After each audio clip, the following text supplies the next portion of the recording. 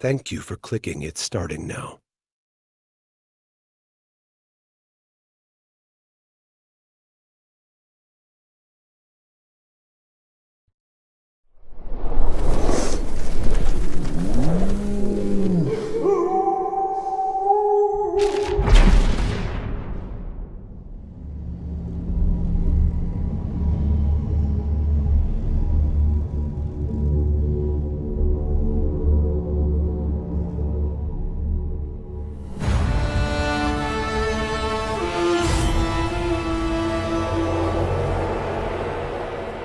Hello, my name is Daniel Sadowski and I'm the design director at Rebel Wolves.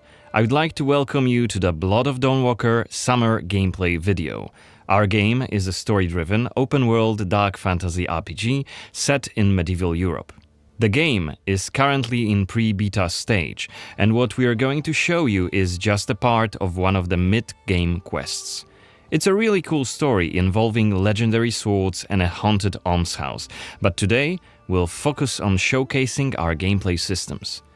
We're starting on the outskirts of Svartrau, the game's largest city and the capital of Vale Sangora. From here, we could head anywhere the eye can see, explore ancient ruins or sabotage vampire blood transports. But it's not just about where or when you go. It's also about how you approach the main quest and shape the story, making each playthrough uniquely your own.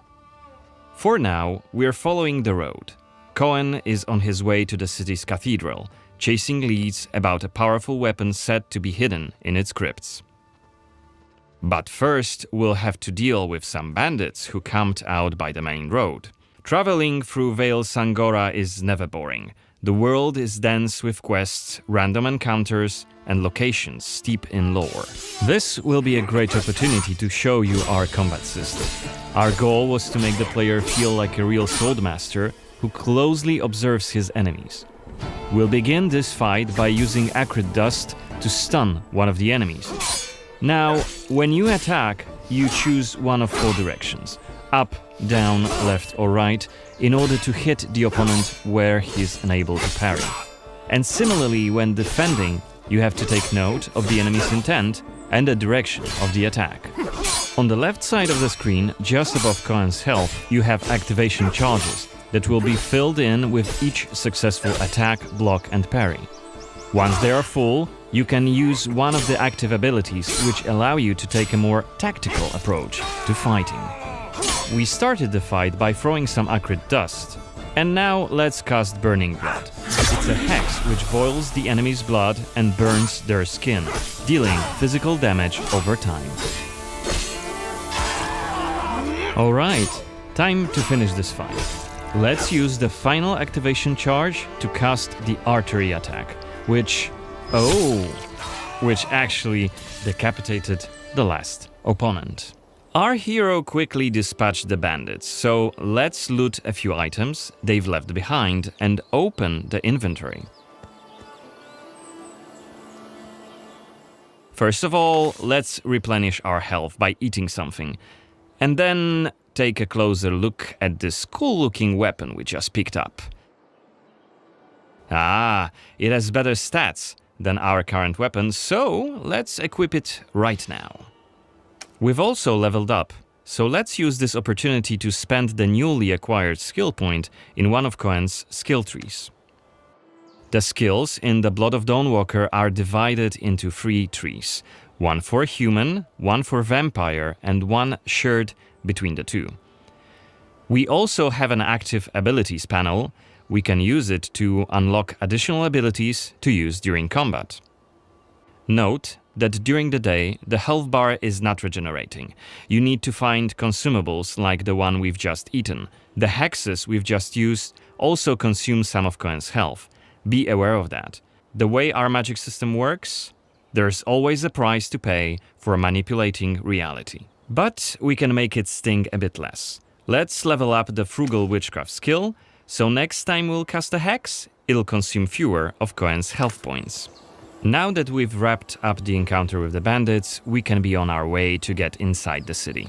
Right now, Cohen hasn't done enough to ruffle the vampire lord's feathers, so the guards will just wave us through.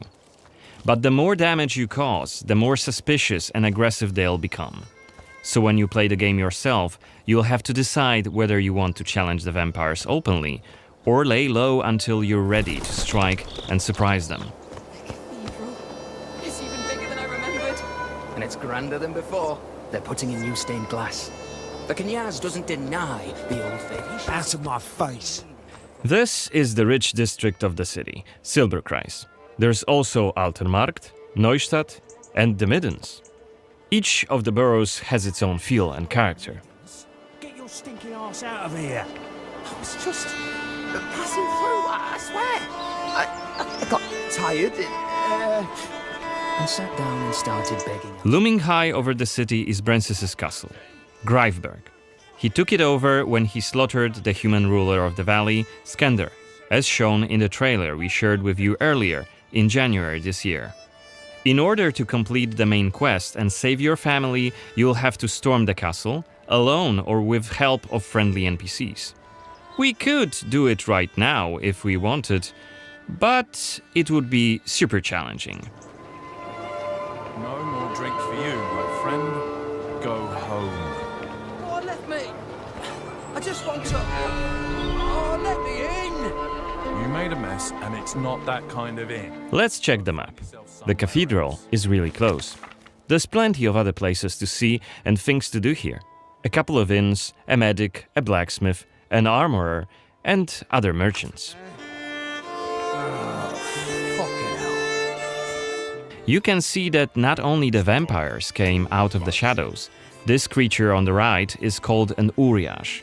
Look around, especially at night, and you'll learn humans have lots to fear, not just the vampires.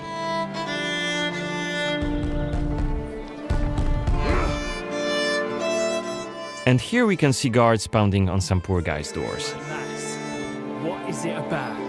You've been disrespecting the Knyaz, singing songs that mocked him and the faith. Who told you this nonsense? Was it Livia? Open the door. It's just one of many different community scenes we're implementing in the game. Watch them closely when you play, as they might point you to new quests and hidden treasures, or signal changes in the game's world. Once again, I humbly beg of thee. I humbly... Ouch! I don't want to say it, Mum. It's a prayer. It's what we have to say. Go on. I humbly beg of thee, protect him and Thou hast sent forth. Okay, we are at the cathedral gates. Again, since Cohen isn't yet wanted by the vampire regime, and it's daytime, we can simply walk inside.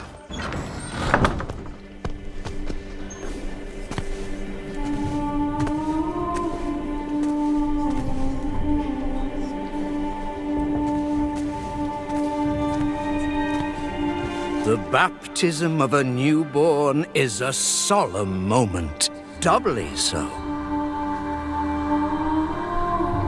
A new life joins our flock, bringing happiness to its parents and to the congregation. Natus ex sanguine est, alitur sanguine, et in sanguine morietur. Ego te baptizo in nomine Dei. Amen.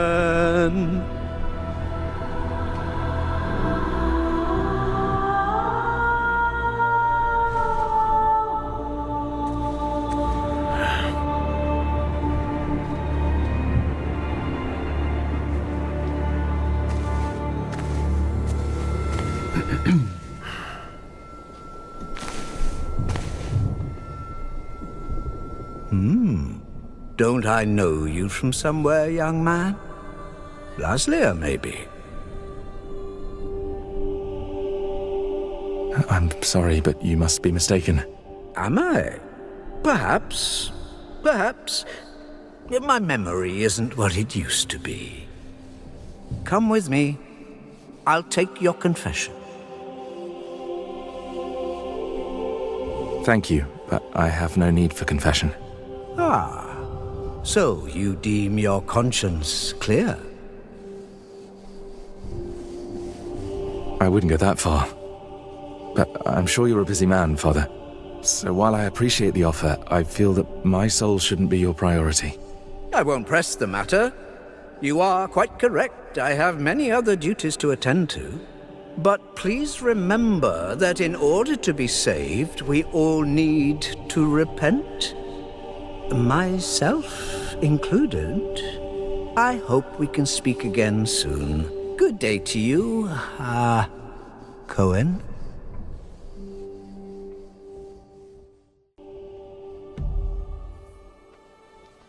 What we saw right here was just one of many cutscenes we recorded for the game, which smoothly transitioned into a dialogue scene.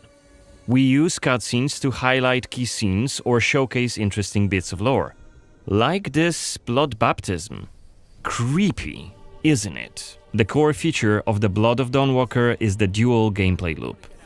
Remember, Cohen may be a human during the day, but he turns into a vampire at night, and has a different set of skills at his disposal. And this is just one variable that affects our quests. Depending on when you tackle a particular quest, what choices you've made earlier, whom you befriended, or whom you've angered, your gameplay and story experience will be very, very different. So each quest is a complex structure with multiple possible paths leading to the end goal. We maximize players' freedom and agency, offering you a narrative sandbox to play in. I wonder what secrets may be concealed up there, just beyond Cohen's reach. And how do we get there? It's impossible to do during the day, but come night, it's an entirely different story. Let us explain what we mean by taking our current quest as an example. During the day, we got inside the cathedral without any problems, since it's open for all to see and Cohen doesn't yet stand out from the crowd. The scaffolds, though, are outside of his reach. But climbing them won't be a problem for the vampire, who has many more exploration abilities at his disposal. Bear in mind, Cohen has not completed the quest yet. What's more, there are still a few clues to be found in order to solve this story. It's worth mentioning that narrative sandbox also means that we may completely abandon this quest and follow a different path to defeat Brensis. For today, we're focusing on the gameplay part, so let's see how we could tackle this particular quest during the night. We're starting right after dusk, as a vampire, on the rooftops of Svartrau. Right now, we have 22 days left to complete this goal. This counter is always displayed and you will be warned each time it's pushed forward.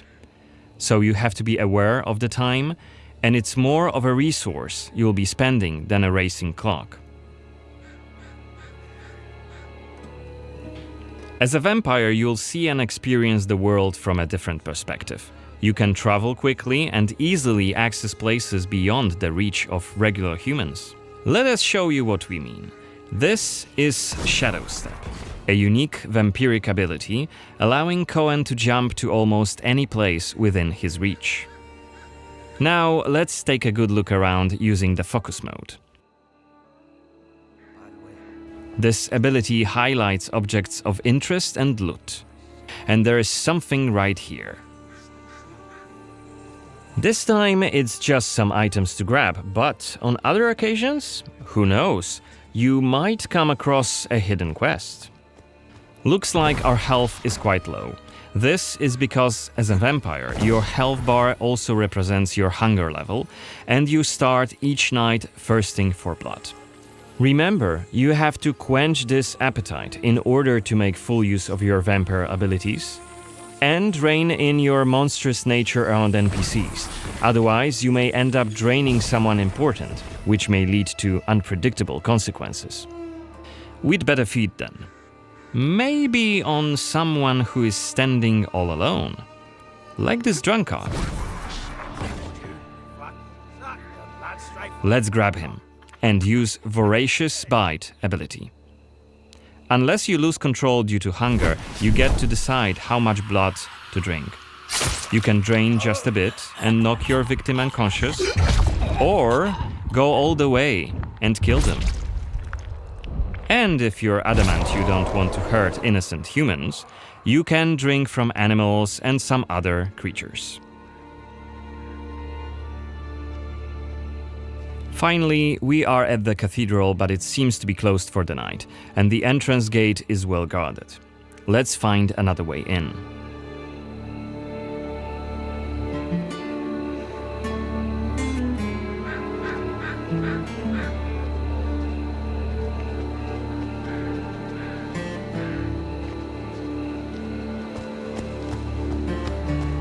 Shadow Step is not the only vampiric ability you're gonna learn during your playthrough. Cohen can also use Plane Shift to scale walls and even ceilings smoothly. This will allow us to explore every nook and cranny of the cathedral.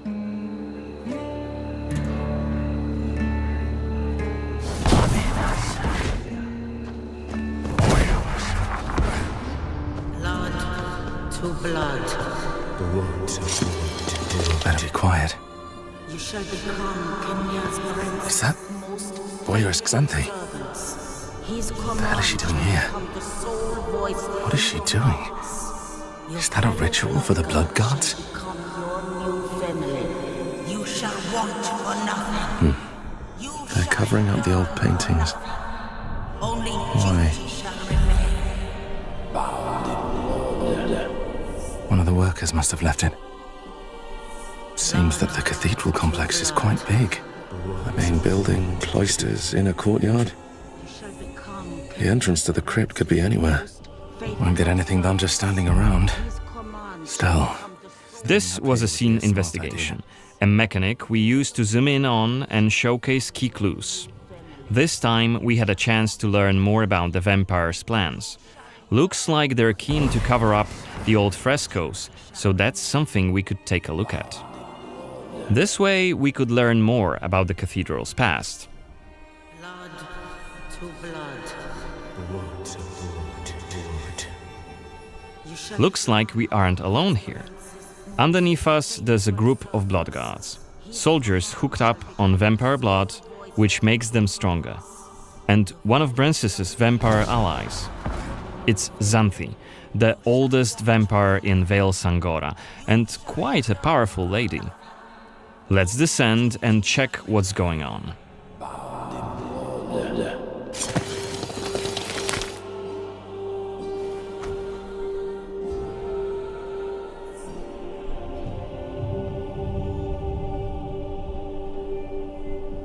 Don't think I don't see you skulking in the shadows. Come out!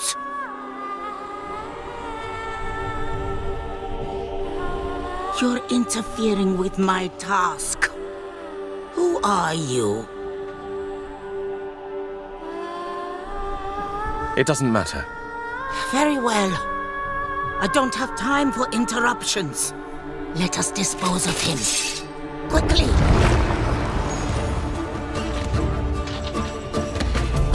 You've withstood it. Fascinating. Cohen is using his claws to attack when in vampire form. Blood guards are dual-wielding opponents. Their attacks are pretty strong. Of course, even when fighting with claws, combat is still directional. Don't worry, Cohen can still use his sword as a vampire. You haven't lived long.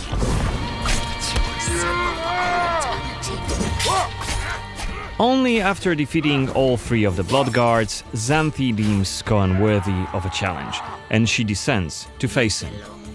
She uses her blood control powers to cast a multitude of attacks, like her blood whips that hit Cohen from left and right. Xanthi is protected by a powerful vampire ability.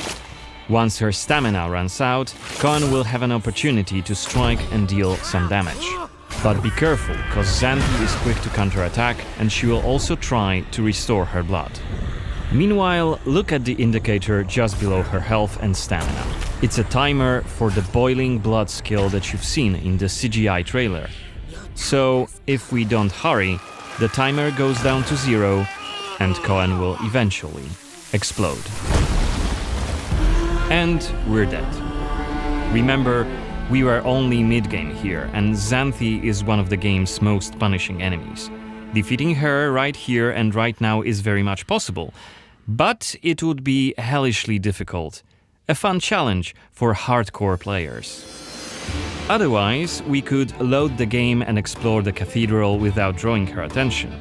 Or try to get to her while she's not surrounded by bodyguards. Xanthi, like all other vampire allies, has her own questline. Explore it, and you can learn more about her past, motivations, and maybe even try to reason with her. What you do is entirely up to you. Remember, our design principle is the narrative sandbox. There is no difference between main quests and side quests. There's just different stories that you weave together into your own unique adventure. But that's coming in 2026. For now, I'd like to thank you for joining me on this gameplay video presentation. We've just shown you a tiny glimpse of the Blood of Dawnwalker. There's definitely more to come in the coming months, so stay tuned for any updates being posted on our social media profiles. Goodbye!